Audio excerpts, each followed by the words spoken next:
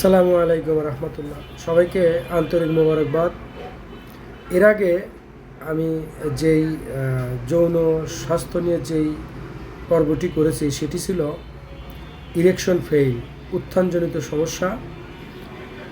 এ পর্বে রয়েছে ইম্পোটেন্সি অর্থ হলো পুরুষের যৌন অক্ষমতা, অর্থাৎ যৌন মিলনের সময় যথেষ্ট দৃঢ়তা এবং ইরেকশনের অভাবে আবার যৌন দুর্বলতা পরিলক্ষিত হয়।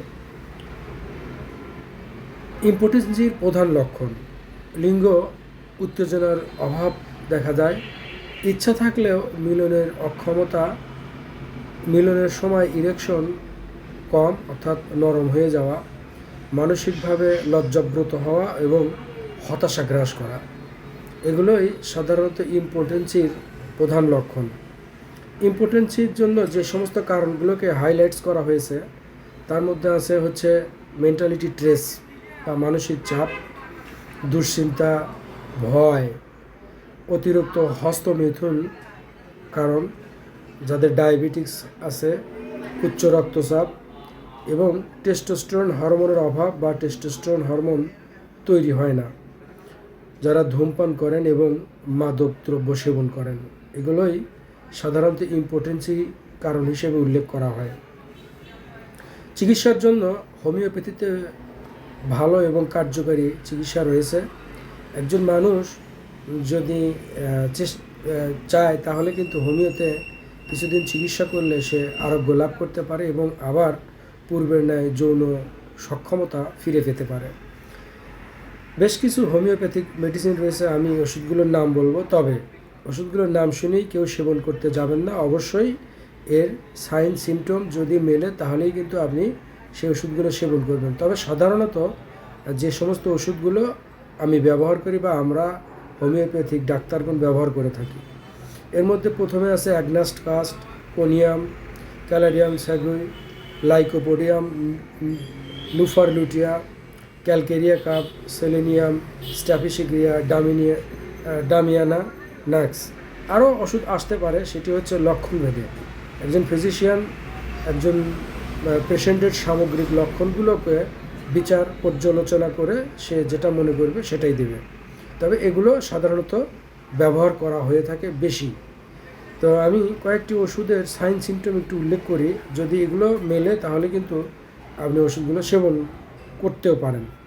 যেমন ক্যালাডিয়াম স্যাগুই, এটা যৌন যথেষ্ট ইচ্ছা আছে কিন্তু ভালোভাবে পেনিস ইরেকশন হয় না, লিঙ্গ শিথিল, স্ত্রী সহবাসকালে লিঙ্গ উপযুক্ত উচ্ছ্বাস হয় না অর্থাৎ শক্ত হয় না, এর জন্য মনে মনে চাপ, ভয়, হতাশা এবং সৃষ্টি হয়।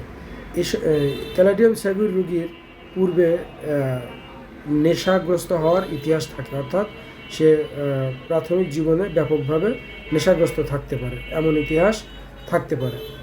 এরপরে আছে লাইকোপোডিয়াম, এটি হচ্ছে এমন একটি ওষুধ যেখানে যেই ব্যক্তির পেনিস ছোট, ইরেকশন দুর্বল অর্থাৎ পেনিস সঠিকভাবে শক্ত হয় না, ইচ্ছা আছে কিন্তু একেবারেই দুর্বল, একেবারে ব্যর্থ হওয়ার ভয়ে আর সঙ্গিনীর কাছে যেতেই চায় না বা সাহসও করে না, এই ধরনের রুগীদের জন্য লাইকোপোডিয়াম অত্যন্ত কার্যকরী একটি ওষুধ। এ ধরনের রুগীরা লাজুক টাইপের হয়, যথেষ্ট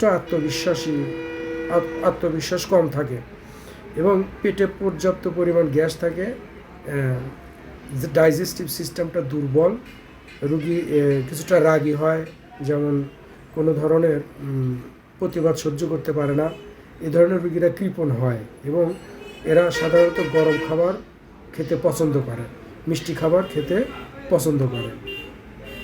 এরপরে যে ওষুধটি আছে লুফারলুটিয়া, ইচ্ছা নেই, ইরেকশনও হয় না, অর্থাৎ ইচ্ছা নেই, ইচ্ছাটা মরে গেছে, ইরেকশনও হয় না, লিঙ্গি শীতল এবং ছোট, স্পর্শ করলেও বা যেগুলো ফোরপ্লে এটা করলেও লিঙ্গ যথেষ্ট উত্তেজিত হয় না, দেখা যায় যে পেশাব পায়খানায় গেলে অসরে বীর্যপাত হয় এবং অস্থিরতা দেখা দেয়, এরা যথেষ্ট চঞ্চল এবং অস্থির প্রকৃতির, এদের জন্য এই লুফারলুটিয়াম ওষুধটি অত্যন্ত কার্যকর। এরপরে আছে সেলেনিয়াম, হস্তমৈথুনের পর দুর্বলতা, অর্থাৎ যারা প্রথম জীবনে বা বিভিন্নভাবে হস্তমৈথুন করে একেবারে দুর্বল হয়েছেন, যৌন চিন্তা করলে ইরেকশন দুর্বল হয়ে যায়, অর্থাৎ বীর্যপাত হলে সে খুব ক্লান্ত পরিশ্রান্ত হয়, পেশাব পায়খানায় বসে কোদ দিলে বীর্যপাত হয়, সকালবেলা তার পেনিস যথেষ্ট হার্ড হয়, কিন্তু এই পেনিস হার্ড নিয়ে সে কিন্তু রতিকিয়ার মতো ইচ্ছা পোষণ করে না। স্ত্রী সহবাসের চিন্তা করলে লিঙ্গ আরও শিথিল হয়ে যায়, অর্থাৎ লিঙ্গ আরও নিম্নগামী হয়ে যায়। এটি হচ্ছে সেলেনিয়ামের অন্যতম লক্ষণ। সেলেনিয়াম ওষুধটি আরও কিছু লক্ষণ আছে, যেমন তার শরীরের অর্থাৎ মাথার চুল ঝরে যাওয়ার ইতিহাস থাকে, যৌন অঙ্গের চুল ঝরে যাওয়ার ইতিহাসও থাকে। এগুলো হচ্ছে চিকিৎসা। এর সাথে সাথে সাধ্যমতো ব্যায়াম এবং পুষ্টিকর খাবার এগুলোর যথেষ্ট খেয়াল করতে হবে, যেমন ওমেগা ফ্যাট 3 যুক্ত খাবার, ব্রকলি, বাদাম, দুধ, ডিম, মধু, ঘি, এ ধরনের কিছু শক্তিশালী খাবার যথেষ্ট আপনাকে টেস্টিস তৈরি করবে, আপনি যৌন স্বাস্থ্যকে আরও ত্বরান্বিত করতে পারেন। সবাইকে শুভেচ্ছা অভিনন্দন। যৌন স্বাস্থ্যগত যে কোনো সমস্যা আপনি আমাকে আপনি ইনবক্সে অথবা মেসেঞ্জারে জানাতে পারেন, আমি সাধ্যমতো এগুলোর সমাধান দেওয়ার চেষ্টা করব। সবাইকে অভিনন্দন।